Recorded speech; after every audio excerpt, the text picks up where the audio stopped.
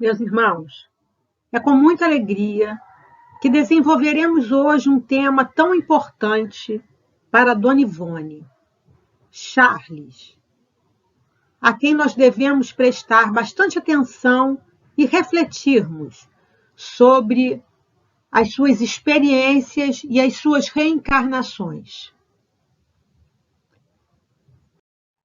A nossa história começa no ano 40 depois de Cristo, na Pérsia, onde existia um soberano déspota, orgulhoso e neurastênico, cuja única preocupação era o domínio sobre seus súditos escravizados e seus vizinhos mais fracos de poder.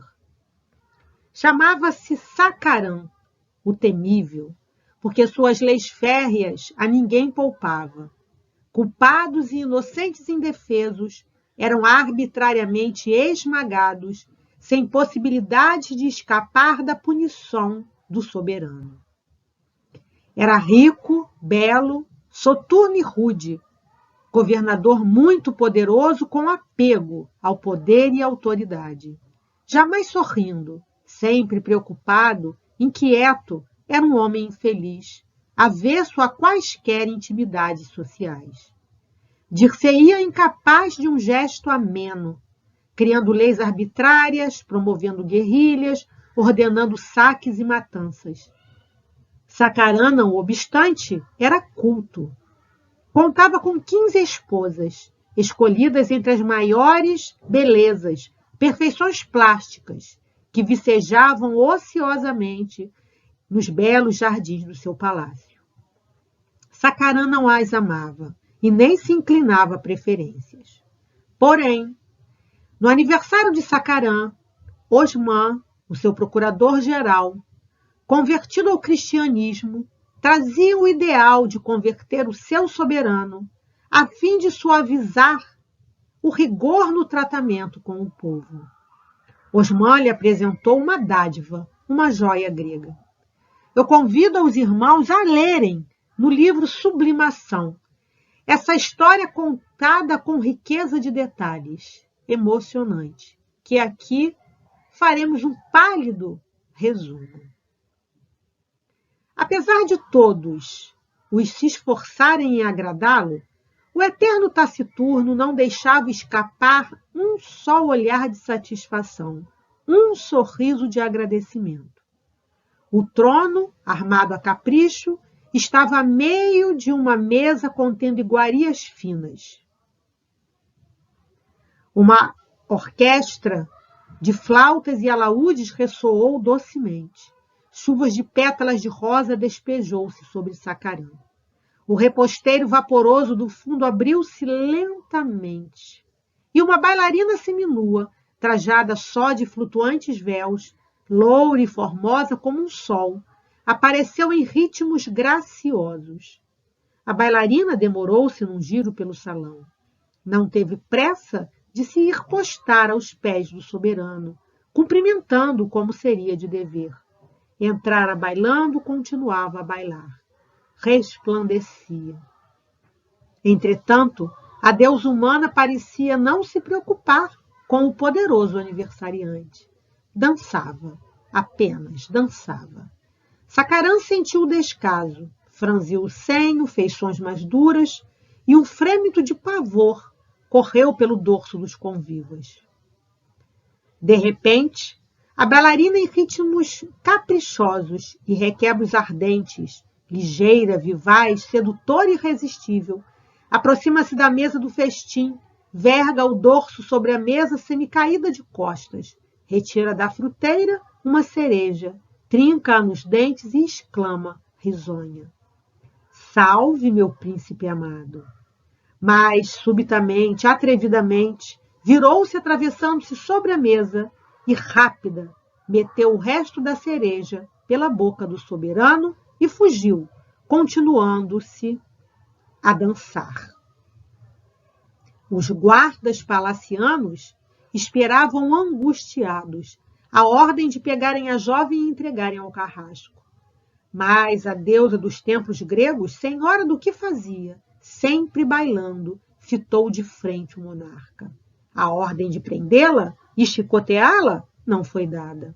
Sacarã sentou-se novamente. Os guardas palacianos respiraram. Osmã sorriu. A deusa grega, sempre bailando, galga a mesa de um salto, derruba taças, fruteiras e, pondo-se diante dele, estende-lhe os braços para que a descesse da mesa. Surpreso, o monarca toma-a nos braços, desce-a da mesa e ela declara: Sou Lígia, meu príncipe. Tu és o homem mais belo que conheço e o único digno de ser amado pelo meu coração. Dessa noite em diante, iniciou-se uma singular transformação no caráter de Sacarã. Uma semana depois, desposou a bailarina e fez dela sua favorita. Tornou-se então escravo do amor. Nenhum outro o sobrepujou em humildade, atenções e fervor pelo objeto do seu culto. Lígia, a jovem grega, tornou-se a soberana que dominou, acima de tudo, o coração e a vontade do monarca. Amaram-se profundamente, sinceramente, conheceram a felicidade. Lígia, bem cedo morre envenenada. Sacarã, então, enlouquecido de dor, antes de matar-se a si próprio, sem poder suportar a desgraça que sobre ele caíra, ordena castigos excessivos aos suspeitos do crime, desorientado e inconsolável na sua mágoa suprema. E o tempo passou. Na erraticidade, depois de algum tempo, como espírito errante e sofredor, durante o qual curtiu os efeitos terríveis do seu ato de suicídio, depois de padecer o inferno em que se tornara a sua consciência, visões surpreendentes se avolumavam, mostrando os crimes praticados contra o povo que governara e o grave crime do suicídio. Depois de procurar como louco alucinado a sua amada Lígia por todos os recantos daquela grande cidade que fora sua, um dia Sacarã viu-se aprisionado por entidades para ele desconhecidas, as quais lhe murmuraram intuitivamente, ao entendimento combalido e apavorado: Basta de desatinos. A lei de Deus ordena que sejas socorrido, a fim de progredir e vencer.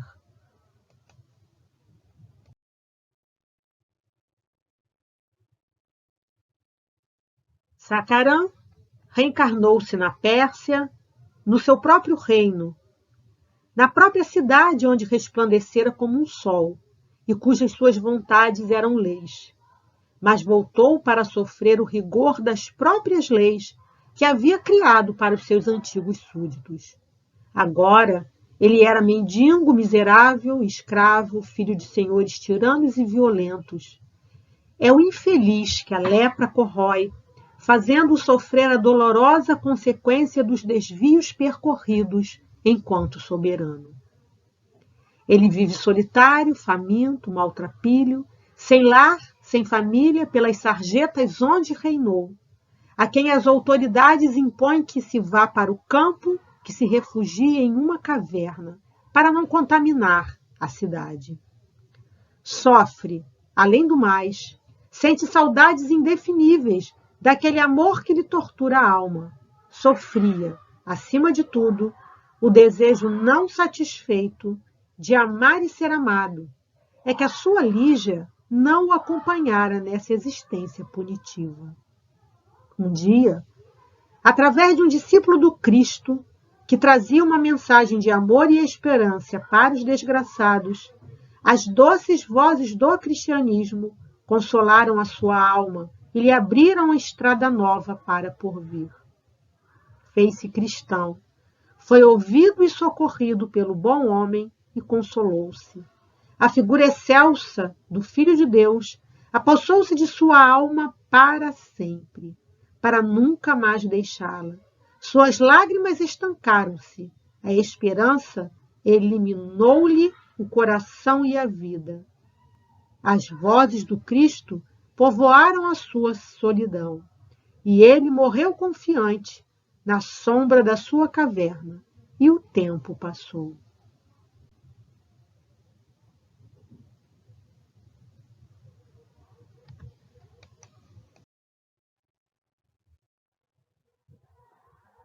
na erraticidade, novamente no além, reconheceu que a vida miserável de mendigo lhe fora salutar, trouxera méritos para a vida espiritual e novas forças animavam-no a prosseguir na jornada de reparações.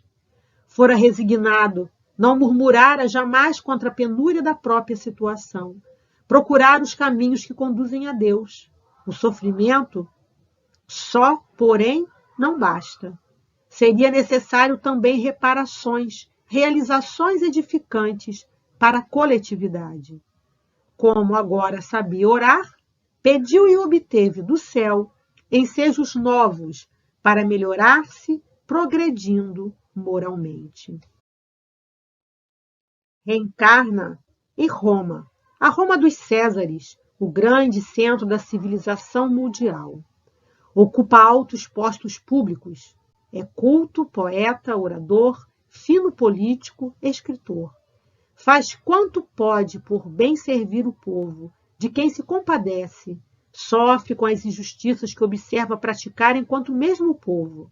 É cristão, amado pelos cristãos. Sua ternura pelo cristianismo consola-o e reanima-o a continuar na trilha do bem. Frequenta as catacumbas, onde ora as ocultas com seus irmãos de ideal. E a estes protege da prisão, das arenas do circo, o quanto pode, do alto da cátedra que ocupa.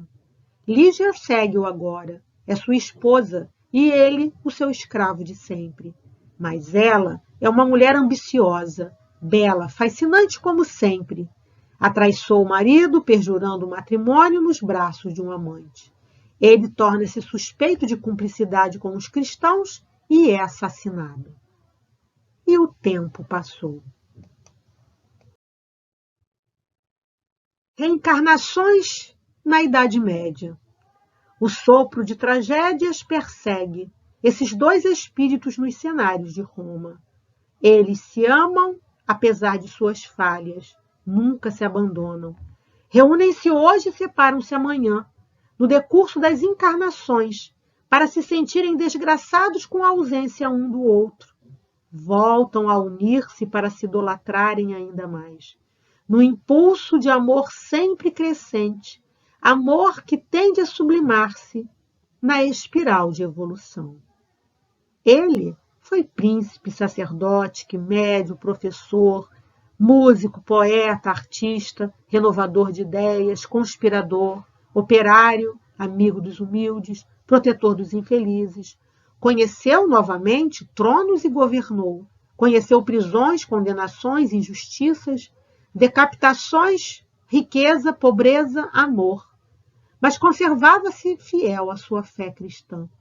Algumas vezes segue-o a sua Lívia na reencarnação. E ele se perturba nos trabalhos da própria evolução com a violência do seu amor. Como podemos aprender na introdução do Livro dos Espíritos, as diferentes existências corpóreas do espírito são sempre progressivas e nunca regressivas, mas a rapidez do seu progresso depende dos esforços que faça para chegar à perfeição. Vamos ver o nosso antigo Sakarã na Índia, a velha pátria da filosofia e do culto ao espírito. Sua alma está cansada das paixões terrenas e aspira a placidez e a pureza do amor divino. Agora é o solitário pensador que se refugiou do mundo para a conquista da espiritualidade. Inicia-se nas ciências secretas, familiariza-se com o além, penetra mistérios espirituais e galga elevados postos a que pode aspirar o adepto da luz nos templos sagrados da Índia. Mas, na sua vida de sábio, de mestre espiritualista, existia uma sombra de saudade. Desde muito, Lígia estava ausente dele. Ela perturbava o seu progresso, e a justiça do alto, então, afastou-a, para que ele obtivesse liberdade e tranquilidade para trabalhar, realizar, evoluir, espiritualizar-se. A partir do estágio reencarnatório na Índia, O amor humano perdeu sentido para ele, e ele passou a amar Lígia e o próximo num único hausto de amor espiritual. Nada mais havia nele que lembrasse Sacarã. 19 séculos de sofrimentos, trabalho, realizações transformaram-no. Ele expiara, lutara, trabalhara, amara, servira, vencera a si próprio e renovara-se para Deus. Progredira, educara-se, completara-se.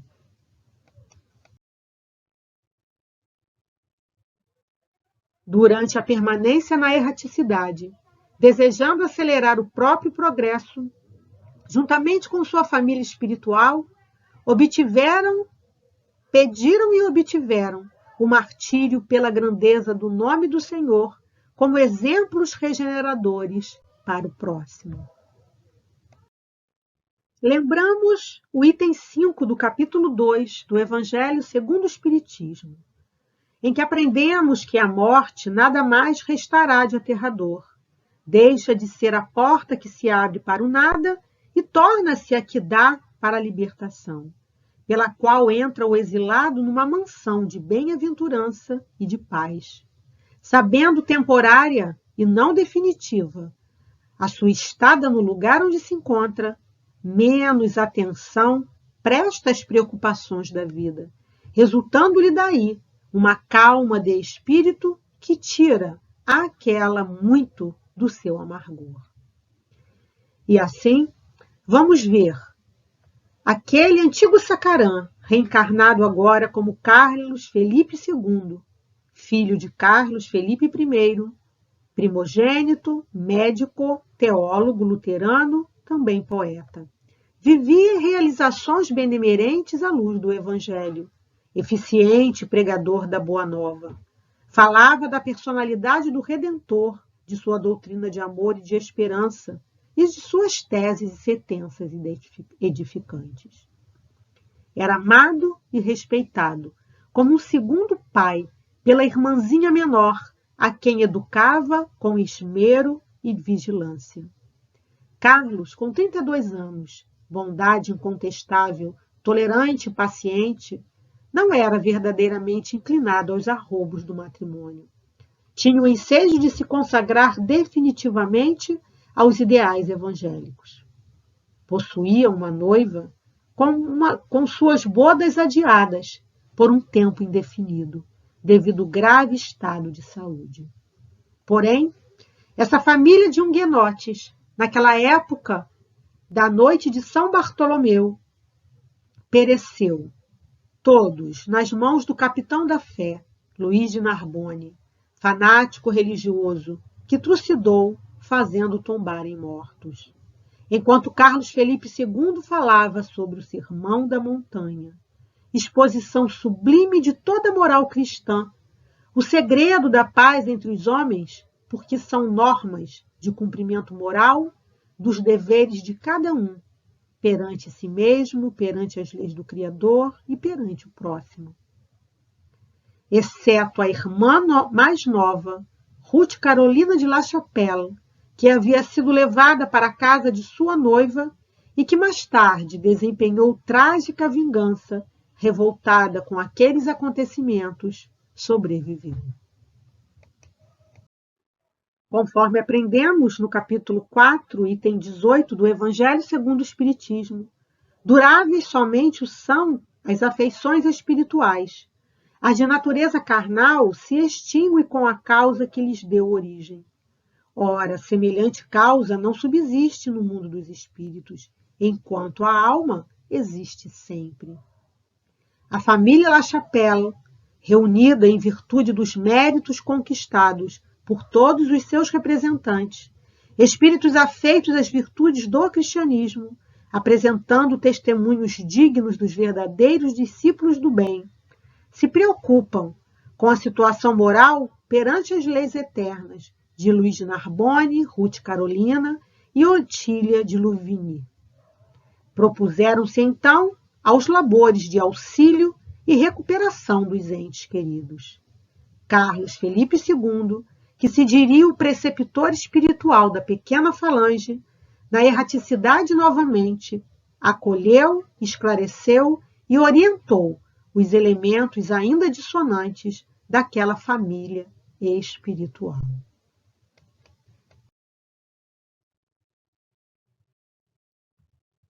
Vamos ver a reencarnação no século XVII, como Antônio Thomas, órfão de pai aos 5 anos, mãe paupérrima, confia-o aos monges a sua educação.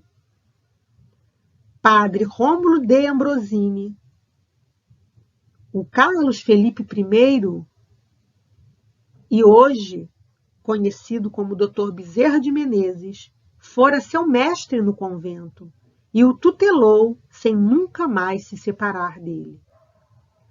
Thomas ordena-se padre, torna-se professor, pois era senhor de grande cultura intelectual e artista, exercendo sua profissão não apenas entre os nobres, mas repartindo-se também a benefício dos menos favorecidos da sociedade. Modesto, leal, sóbrio de costumes, seguia Rômulo na beneficência. Era belo e fino de maneiras, um cavalheiro na mais completa acepção do termo. Recorremos novamente ao Evangelho segundo o Espiritismo, capítulo 9, item 9. O amor é de essência divina, e todos nós, do primeiro ao último, tendes, no fundo do coração, a centelha desse fogo sagrado. Esse germen se desenvolve e cresce com a moralidade e a inteligência. E, embora comprimido a miúde pelo egoísmo, torna-se a fonte das santas e doces virtudes, que geram as afeições sinceras e duráveis e ajudam a criatura a transpor o caminho escarpado e árido da existência humana. Ali viviam, voltados para Deus e o trabalho, espalhando o bem por toda parte, protegendo os pequeninos, ali nas modestas e floridas aldeias de Steynsburg, de Numieres e de De Fontaine, onde se desenrolaria o drama de Luís de Narbonne, o capitão da fé do século XVI, como o cavaleiro Henri Numieres, e Ruth Carolina de La Chapelle, como Berthe de Somerville-Steynsburg. O Padre Tom, como era chamado, tal como na anterior existência, era seu professor. Um grande amor espiritual vinha os unindo desde séculos anteriores.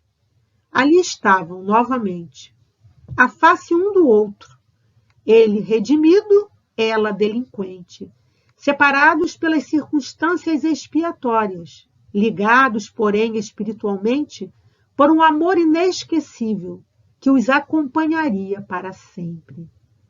Pacientemente ensinara a ler, a escrever, a contar, a tocar cravo e harpa. Berthe trai Henry com Luz, desgraçando a todos. Henry suicida-se, supondo aniquilar-se para sempre, ao atirar-se da montanha. Ele conseguira aniquilar apenas o corpo carnal, enquanto Henry fora morto em um duelo em defesa de sua honra. Padre Tom, querido daqueles corações humildes, silencioso, sempre humilde, caritativo e amoroso. Após 10 anos decorridos de outros delitos, traições e assassino, recebe Berthe, combalida e já próxima da morte. Tom consola, fala-lhe de Deus, repetia-lhe as promessas de Jesus, procura cultivar naquela alma revel os dons redentores da fé e da esperança, aconselha a buscar a Deus, a penitenciar-se. Tom era o seu grande consolo, mas por muito que Padre Rômulo e Padre Tom o desejassem, não conseguiram a tempo pacificar a consciência da infeliz mulher. Na erraticidade, quanto a Berthe, ficara sob a tutela de Tom, temporariamente asilada em sua habitação espiritual. Seria necessário protegê-la contra as hordas obsessoras que a perseguiam. Esses pobres delinquentes precisariam voltar aos cenários terrenos, a fim de testemunharem as qualidades boas já adquiridas durante o estágio no invisível, o arrependimento das faltas cometidas e os necessários resgates. Sem que tal medida fosse tentada, não mais poderiam progredir. Será necessário o recurso decisivo da reencarnação, medida insofismável que atesta, sem sombra de dúvida, a firme decisão da emenda e a resolução da prática do bem. À exceção de Antônio Thomas, que, redimido, preferira reencarnar com o grupo delinquente a fim de ajudá-lo de algum modo.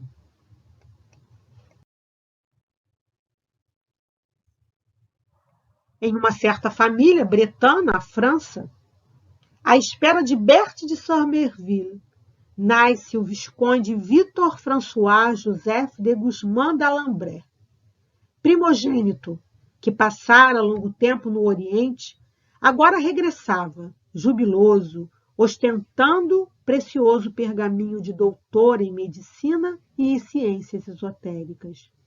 Andréia, sua irmã, linda menina de 15 anos de idade, a qual somente agora realmente conhecia o irmão mais velho, a quem deveria amar e respeitar como segundo chefe de família.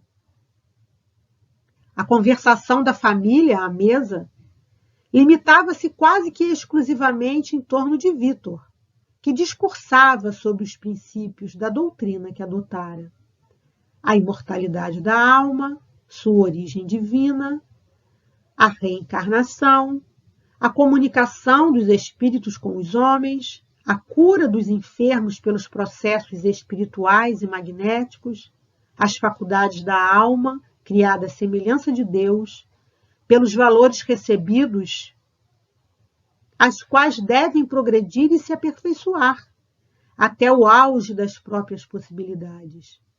A necessidade de aquisições de virtudes e integração com o bem. A mais bela exposição dos ensinamentos das doutrinas secretas que no Oriente tiveram seu berço e de lá se expandiram para reeducar e engrandecer os homens. E explicava-lhes ainda o código das leis morais existente no Sermão da Montanha. De outras vezes, Victor apresentava como tema para suas belas preleções o raciocínio sobre a existência da alma, seus poderes, sua imortalidade, sua marcha para o progresso e o bem, até Deus, através das sucessivas reencarnações. A comunicação com a alma dos mortos, o poder da oração, enfim, 1000 ensinamentos redentores de que o homem não pode prescindir para a sua evolução geral e conquista da paz do coração. Visitava pobres e enfermos, tratava gratuitamente suas enfermidades, minorava suas aflições e ministrava-lhes os conhecimentos evangélicos. Servia a Deus e amava ao próximo. Porém, todos os ensinamentos direcionados a André de Guzmán não adiantou. Ela fora epicentro de uma trama amorosa envolvendo os primos e um vizinho, seu amante. Grávida, cometera o erro nefasto do suicídio. E quando Victor chegou e olhou o abismo, chorou convulsivamente. O abismo que Andréia havia se jogado.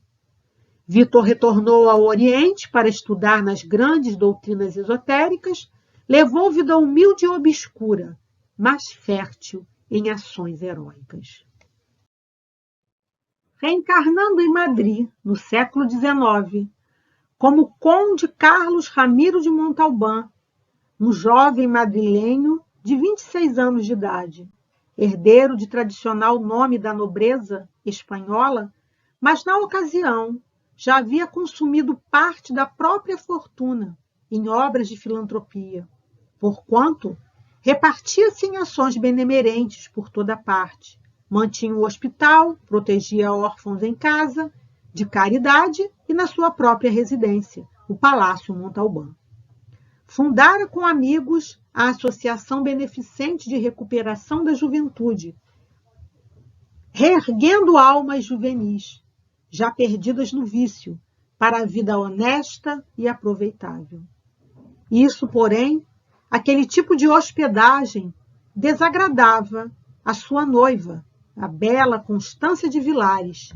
Esses excessos de caridade, como ela classificava a filantropia do noivo. Dom Ramiro era médico, filósofo, pianista, culto e possuidor de coração amoroso, um homem avançado para sua época, ansiando expandir-se em haustos de beneficência para com a humanidade. Profundo adepto de doutrinas espiritualistas, amava o Evangelho do Cristo e procurava observá-lo com imenso fervor. Por acaso, que sabemos não existir, conheceu e se interessou por uma jovem cigana andaluza, dançarina, explorada e doente, que cantava e dançava como uma deusa. Nina era a atração maior, com uma beleza invulgar, risos convidativos, seus bailados sensuais e suas facilidades inebriantes. Porém, era explorada, vendida a outros homens, mal chegava a não morrer de fome. Dom Ramiro se interessou pela sua triste situação, a alimentou, a tratou em seu hospital. Mas a advertiu: eu tratarei de ti, e lembra-te do que vou te dizer. Não vejas em mim um homem que te deseja por companheira. Absolutamente, não é isso. Sou teu irmão que deseja ajudar-te, suavizando teus sofrimentos. Porém, a sua noiva não aceitou aquele tipo de tratamento, o abandonando. Por esse tempo, em toda a Europa e também na América, faziam-se as experiências através do fenômeno das mesas girantes. Dom Ramiro de Montalbán era adepto convicto das doutrinas espiritualistas. Conhecia os fenômenos de manifestações de ordem extra-humana em torno do famoso Swedenborg. Aceitava fielmente a reencarnação e frequentemente obtinha sobre ela ensinamentos valiosos através do fenômeno das mesas girantes, em reuniões realizadas com pesquisadores e estudiosos de Madrid e de Paris. E havia sido avisado, um ano antes do seu encontro com a Nina, que ele se encontraria com um grande amor espiritual. Dom Ramiro não deu mais do que relativo crédito a esse aviso, pois conviria não aceitar ao pé da letra esses noticiários, que poderiam ser obra de um habitante folgazão do plano invisível, disposto a divertir-se à custa dos homens crédulos. Muitos ensinamentos vamos recebendo ao longo dos romances doutrinários de Dona Ivone. Nina foi habitar no Palácio de Montalbán, se recuperando. Porém, Rosário e seu filho, em conluio com a ex-noiva de Dom Ramiro, intimaram a Nina a ir embora e mentiram a Dom Ramiro, dizendo que ela havia fugido com o antigo amante. Nina, apesar de socorrida por Felício, expirou velada no hospital de Dom Ramiro, que, ao regressar à pátria, esclareceu particularidades, revelando a cumplicidade de Constância no enredo que destruíra Nina em tão dramáticas circunstâncias. Certo da traição dos servos em quem confiava absolutamente, indignado contra a desumanidade praticada em seu nome contra um protegido, Dom Ramiro de Montalbán teve um gesto brutal pela primeira vez em sua vida, gesto nada cristão, mas que revelava a própria época em que ele vivia e o qual ele futuramente expiaria amargamente. Ele expulsou os 2 empregados abaixo de chicote. Por essa época, fora publicado o Código Doutrinário do Espiritismo, isto é, o Livro dos Espíritos. Vindo também para a Espanha, bem aceito pelas mentes lúcidas e os corações generosos, a doutrina transcendente revelada pelos espíritos superiores a Allan Kardec contou com adeptos como Dom Ramiro de Montalbán e Dom Carlos de Canalejas. Entretanto, moralmente muito contundido pelos últimos acontecimentos de sua vida, Dom Ramiro decidiu voltar à França, visitar Allan Kardec, o ilustre autor do livro, e aprofundar-se nas experiências psíquicas e estudos junto ao mestre. Um dia, o jovem assistiu uma experiência mediúnica de um dos colaboradores de Allan Kardec e recebeu uma comunicação de Nina, dando informação sobre sua desencarnação e agradecendo pelo funeral de seu corpo.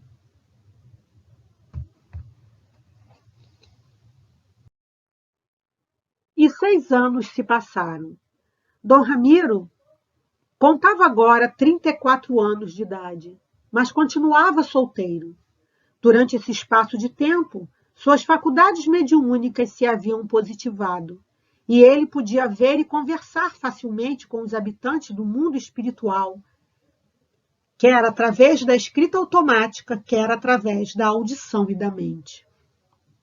Por isso mesmo, em uma noite viu o espírito Nina aproximar-se, sutilmente, e lhe rogou que se reconciliasse com Constância e que fossem seus pais. 2 meses depois, Dom Ramiro de Montalbán casava-se com Constância. E alguns meses depois, a senhora de Montalbán dava à luz a uma linda menina. Nina agora, reencarnada como filha de Dom Ramiro, casa-se com o médico Roberto de Canalejas, especializado em tuberculose infantil, e tem uma linda filha, chamada Lalita. Charles seguia a filha e amorosamente a advertia. Tem paciência e coragem, minha filha. Volta-te para Deus e conseguirás força para refletir e recomeçar a vida, consagrando-te ao bem. Apesar de todo o auxílio de Charles, a nossa personagem, Leila, filha de Charles, comete suicídio mais uma vez, jogando-se no Rio Tejo, em Portugal. Charles, como louco, ajoelhado, inconsolável, chorando, pergunta: por que fizeste isso, minha filha? Por quê? Eu aconselhei-te tanto, supliquei-te que te voltasses para Deus e pensasses também um pouco em mim. Mas amaste a todos, em todos pensastes, só não pensastes em teu pai. E Charles, coberto de luto, ainda ali chorava inconsolável.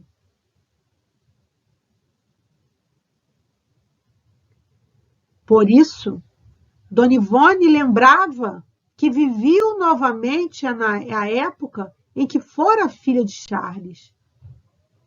Época em que possuíra carruagens, vestidos de renda, com longos babados, e vivia num casarão senhorial. Conforme aprendemos no Evangelho segundo o Espiritismo, capítulo 4, item 18, muitas vezes até uns seguem a outros na encarnação, vindo aqui reunir-se numa mesma família ou no mesmo círculo, a fim de trabalharem juntos pelo seu mútuo adiantamento. Se uns encarnam e outros não, nem por isso deixam de estar unidos pelo pensamento. Os que se conservam livres velam pelos que se acham em cativeiro.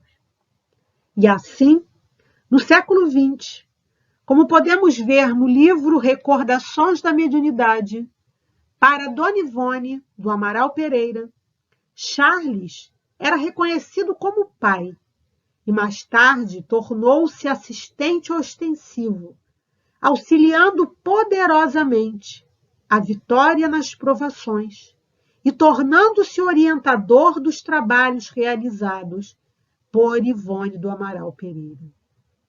Charles declarou mesmo, veemente e autoritário, qual enérgico pai. Não deixarei que esqueças certos episódios por ti vividos na anterior existência, porque será o único meio de te fazer refletir para a emenda definitiva. Não te pouparei os sofrimentos daí advindos. O que poderei fazer é ajudar-te a suportá-los com firmeza de ânimo, e isso eu o farei. No livro Recordações da Mediunidade, é o próprio Charles que nos esclarece, falando para Dona Ivone, mesmo quando separados pelo rigor de uma existência terrena isolada, revelo-me a ti, como presentemente faço. Mas dia virá em que te poderei apresentar diante de Jesus, em comunhão plena com ele, através da prece, para rogar-lhe: Senhor, eis que vencemos o pecado e a morte, abençoa-nos na glória do teu amor, e em nossas almas nesse dia certamente ecoarão palavras idênticas àquelas dirigidas a Maria, prosternada aos seus pés. Perdoados são os teus pecados, porque muito amaste. Aqui nós vemos a importância, o quanto esse espírito Charles, a certeza do seu amor imortal, da sua proteção constante, dando explicações a Dona Ivone sobre as razões do acúmulo de suas provações, lhe infundindo coragem, foram bálsamos que a revigoraram. Por isso, meus irmãos, nós falamos no início da apresentação a importância desse espírito para a nossa aprendizagem, para o nosso progresso e evolução moral.